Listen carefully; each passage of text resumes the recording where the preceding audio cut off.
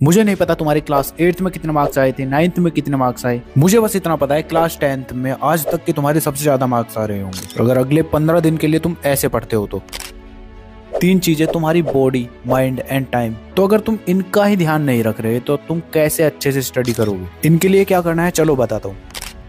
So hi everyone, this is Mukul Bhardwaj. आज की video तुम्हारे बोर्ड एग्जाम की गेम चेंजर वीडियो साबित होने वाली है। बहुत सारे बच्चों ने मुझे मैसेज किया कि भैया कुछ समझ नहीं आ रहा, अब इस टाइम पे कहाँ से स्टार्ट करें, स्टडी करने का मन ही नहीं करता, क्या करें बता दो। तो बस अब अगले 15 दिन का कंप्लीट डू और डाई शेड्यूल मैं तुम्हें इस वीडियो में बताने वाला हूँ। तो उससे पहले मैं तुमसे कुछ पर्सनल बातें करना चाहता हूँ, बिकॉज मैं तुम्हारा बड़े भाई जैसा हूँ। इस टाइम पर बहुत से लोगों ने ऐसी पैनिक सिचुएशन क्रिएट कर रखी है ना, उनके बारे में क्या ही बोलूँ। अब तो सबसे पहले मेरी जान, तुम्हें ये जो टेंशन है ना कि अब तो बिल्कुल भी टाइम नहीं है, अब तो मेरे 95% आ ही नहीं सकते, इसको एकदम अपने से अलग कर दो, क्योंकि मैं तुम्हारे साथ अभी भी हूँ और एग्जाम के लास्ट टाइम तक भी रहूंगा। अब देखो यार, कुछ ऐसी बातें हैं जिन पर तुम लोग अच्छे से ध्यान नहीं दे रहे। अब ये 3 मस्ट डू थिंग्स तुम्हें अपनी स्टडी में ऐड करनी है, जो तुम्हारे बॉडी, माइंड और टाइम के लिए बहुत ज्यादा इंपॉर्टेंट है। नंबर 1 है तुम्हारा डाइट। अब तुम में से बहुत सारे बच्चे ऐसे होंगे, या तो खाना बिल्कुल भी नहीं खा रहे, थोड़ा बहुत ही खाते हैं, या फिर एकदम इतना सारा खाते हैं कि पेट में जगह ही नहीं बचती। तो अगर तुम ऐसा कर रहे हो ना, तो तुम्हारा बिल्कुल भी स्टडी करने का मन नहीं करेगा। इसका सॉल्यूशन क्या है कि तुम मॉर्निंग में लाइट मील ले सकते हो, आफ्टरनून में हैवी मील और नाइट में फिर से लाइट मील।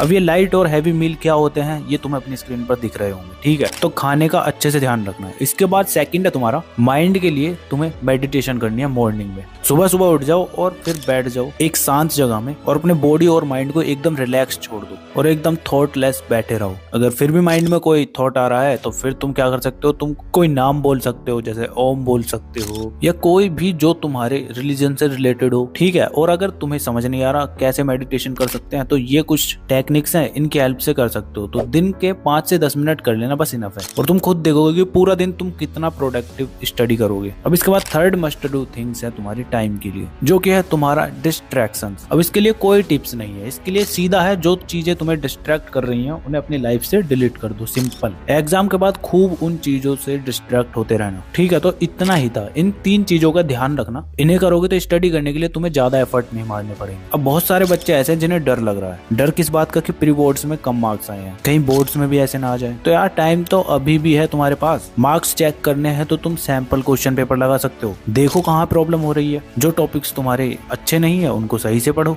तो सैंपल क्वेश्चन पेपर्स की सारी बुक्स मंगाने के बजाय तुम ये रियल फील सैंपल पेपर ले सकते हो। इसमें तुम्हें 3-3 सैंपल क्वेश्चन पेपर मिलेंगे सभी सब्जेक्ट्स के लिए, और उसके साथ साथ तुम्हें आंसर सीट भी मिल रही होगी। साथ ही साथ OMR सीट कैसे भरते हैं और इन सैंपल क्वेश्चन पेपर्स का सॉल्यूशन क्या है, सब कुछ तुम्हें इसके अंदर मिल जाएगा। तुम्हें पता चल जाएगा कि तुम्हारी प्रिपरेशन लेवल कैसी है। तो रियल फील इसका नाम ऐसे ही नहीं है। जब तुम इन्हें लगाने बैठोगे प्रॉपर तुम्हें बोर्ड एग्जाम वाली फील आने वाली है। तो देर क्यों लगा रहे हो, लिंक मैं तुम्हें डिस्क्रिप्शन में दे दूंगा, वहां से जाके बाय कर लेना। या फिर तुम्हारे पास एक और ऑप्शन है, तुम डायरेक्ट PW स्टोर से जाके बाय कर सकते हो, वहां मेरा कूपन कोड LRN150 यूज कर लेना। ये सिर्फ तुम्हारे लिए ही है, तुम्हें कुछ % का डिस्काउंट और मिल जाएगा। तो इस वीडियो के बाद जाके मंगा लेना। तो अब तुम्हारा डू और डाई शेड्यूल क्या होने वाला है वो बता दूं। चलो सबसे पहले यार देखो, तुम्हें दिन में 2.5 आवर सोशल साइंस को पढ़ना है, 2-2 घंटे तुम्हें साइंस और मैथ्स को पढ़ना है, और फिर आता है तुम्हारा इंग्लिश, जिसको तुम बस 1.5 घंटा पढ़ रहे होगे। और अगर तुम्हारे पास हिंदी A और B है तो उसको अगले 5 दिन में कैसे खत्म करना है, ये वाली वीडियो मैंने ऑलरेडी अलग से अपलोड कर रखी है, इसको जाके देख लेना। इस वीडियो में मैं 4 सब्जेक्ट की ही बात कर रहा हूँ बस।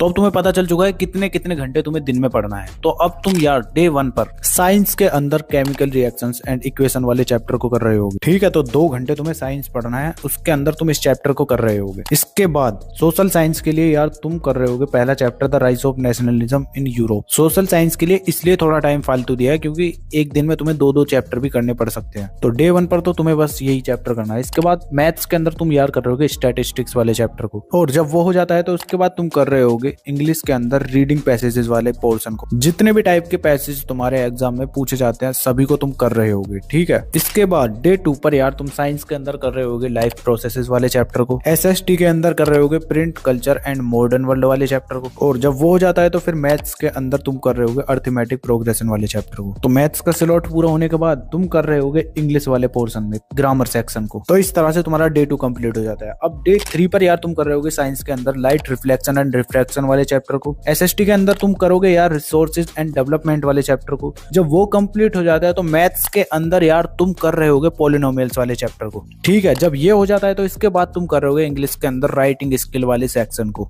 तो डे 3 के बाद यार डे 4 पर आओगे तुम, तो उसमें तुम्हें साइंस के अंदर करना है सबसे पहले एसिड बेस एंड साल्ट्स वाले चैप्टर को। जब वो हो जाता है तो एसएसटी के अंदर तुम कर रहे होगे मिनरल एंड एनर्जी रिसोर्सेज वाले चैप्टर को। ठीक है, जब वो हो जाता है तो तुम्हारा फिर आ रहा होगा मैथ्स। तो मैथ्स के अंदर तुम कर रहे होगे क्वाड्रेटिक इक्वेशन वाले चैप्टर को। जब वो कंप्लीट हो जाता है तो उसके बाद तुम कर रहे होगे प्रोज सेक्शन के इन 2 चैप्टर्स को। तो इंग्लिश के अंदर तुम्हें यही करना है। जब तुम्हारा डे 4 कंप्लीट हो जाता है तो उसके बाद डे 5 पर तुम कर रहे होगे साइंस के अंदर करोगे कंट्रोल एंड कोऑर्डिनेशन वाले चैप्टर को। एसएसटी के अंदर तुम कर रहे होगे पावर शेयरिंग प्लस डेवलपमेंट वाले चैप्टर को। ये दोनों चैप्टर तुम्हें एक दिन के अंदर ही करने हैं। अब ये हो जाता है तो इसके बाद तुम मैथ्स के अंदर कर रहे होगे रियल नंबर्स वाले चैप्टर को। ठीक है, जब ये कंप्लीट हो जाता है तो उसके बाद इंग्लिश के अंदर तुम कर रहे होगे इन 3 चैप्टर्स को। कोई ज्यादा बड़े चैप्टर्स नहीं है ये, इनकी तुम्हें बस समरी सुननी है और जितने भी क्वेश्चंस तुम्हारे पूछे जाए उनके आंसर तुम अपने वर्ड्स में लिख दो, बस सिंपल। अब डे 5 तुम्हारा कंप्लीट हो जाता है तो उसके बाद डे 6 पर तुम कर रहे होगे साइंस के अंदर human I and colourful world वाले चैप्टर को। इसके बाद एसएसटी के अंदर तुम कर रहे होगे जेंडर रिलीजन एंड कास्ट वाले चैप्टर को। जब वो कंप्लीट हो जाता है तो उसके बाद मैथ्स के अंदर कर रहे होगे यार तुम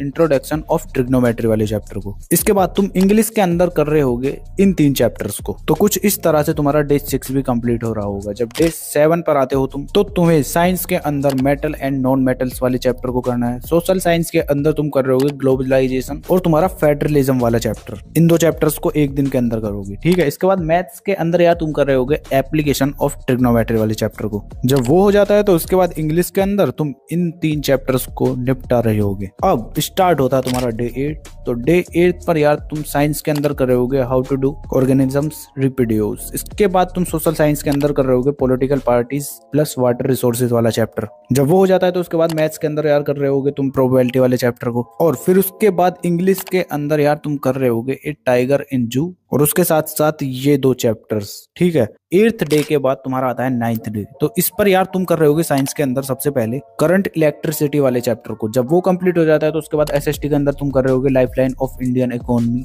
इसके बाद फिर तुम्हारा मैथ्स आता है तो मैथ्स में तुम कर रहे होगे ट्राइंगल्स वाले चैप्टर को। जब वो कंप्लीट हो जाता है तो उसके बाद तुम इंग्लिश में तुम इन 3 चैप्टर्स को करोगे जिसमें तुम्हारी ये पोएम्स होने वाली है। ठीक है, डे 9 के बाद डे 10 पर तुम साइंस के अंदर कर रहे होगे कार्बन एंड इट्स कंपाउंड वाले चैप्टर को। इसके बाद सोशल साइंस के अंदर तुम कर रहे होगे नेशनलिज्म इन इंडिया वाले चैप्टर को। जब वो कंप्लीट हो जाता है तो फिर तुम कर रहे होगे मैथ्स के अंदर सर्कल्स वाले चैप्टर को। उसके बाद फिर आता है तुम्हारा इंग्लिश। तो इंग्लिश के अंदर तुम यार इन 2 चैप्टर्स को कर रहे होगे। तो इस तरह से तुम्हारा 10th डे भी कंप्लीट हो जाएगा। अब आ जाओ डे 11 पर तुम यार सबसे पहले साइंस के अंदर हेरिडिटी वाले चैप्टर को करोगे। जब वो कंप्लीट हो जाता है तो उसके बाद सोशल साइंस के अंदर तुम करोगे the making of global world. उसके बाद मैथ्स के अंदर तुम कर रहे होगे एरिया रिलेटेड टू सर्कल्स वाले चैप्टर को और इंग्लिश के अंदर कर रहे होगे तुम इन 3 चैप्टर्स को। तो कुछ इस तरह से तुम्हारा डे 11 भी कंप्लीट हो जाएगा। तो डे 12 पर तुम अब कर रहे होगे साइंस के अंदर magnetic effect of electric current वाले चैप्टर को और सोशल साइंस के अंदर कर रहे होगे तुम 2 चैप्टर एग्रीकल्चर और मैन्युफैक्चरिंग इंडस्ट्रीज। और मैथ्स के अंदर यार तुम कर रहे होगे पेयर ऑफ लीनियर इक्वेशंस वाले चैप्टर को। जब वो कंप्लीट हो जाता है तो उसके बाद तुम करोगे इंग्लिश के अंदर एक ही चैप्टर एक क्वेश्चन ऑफ ट्रस्ट। बस यही करना है। इसके बाद डे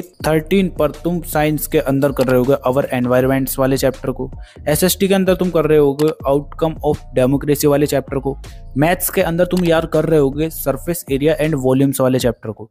जब वो कंप्लीट हो जाता है तो इंग्लिश के अंदर तुम इन 2 चैप्टर्स को निपटा रहे होगे। तो यार इस तरह से तुम्हारा 13th डे भी कंप्लीट हो जाता है। अब 14th डे पर यार तुम साइंस के अंदर रिवीजन कर रहे होगे क्योंकि तुम्हारे सारे चैप्टर कंप्लीट हो चुके हैं। तो रिवीजन तुमने अभी तक जितने चैप्टर पढ़े हैं सबको एक बार रिवाइज करोगे अच्छे से। ठीक है, इसके बाद एसएसटी के अंदर यार तुम कर रहे होगे सेक्टर ऑफ इंडियन इकोनॉमी। जब वो कंप्लीट हो जाता है तो मैथ्स के अंदर तुम कर रहे होगे कोऑर्डिनेट ज्योमेट्री वाला चैप्टर। वो हो जाता है तो फिर इंग्लिश के अंदर तुम कर रहे होगे भोली वाले चैप्टर को। तो इस तरह से तुम्हारा ये दिन भी खत्म हो जाएगा। इसके बाद डे 15 पर तुम कर रहे होगे साइंस के अंदर रिवीजन। ठीक है, इसके बाद एसएसटी के अंदर तुम कर रहे होगे मनी एंड क्रेडिट वाले चैप्टर को। जब वो कंप्लीट हो जाता है तो मैथ्स के अंदर भी तुम रिवीजन ही कर रहे होगे। और फिर इंग्लिश के अंदर यार तुम कर रहे होगे फुटप्रिंट विदाउट फीट वाले चैप्टर को। तो कुछ इस तरह से तुम्हारा ये डू और डाई शेड्यूल कंप्लीट हो जाता है। तो अब कौन कौन इस चैलेंज को एक्सेप्ट करता है कमेंट में बताओ। और हाँ, अगर तुम्हारे साथ ये प्रॉब्लम हो रही है कि तुम पढ़ तो सब कुछ लेते हो लेकिन मार्क्स अच्छे नहीं आते, तो तुम्हारी आंसर राइटिंग में प्रॉब्लम है।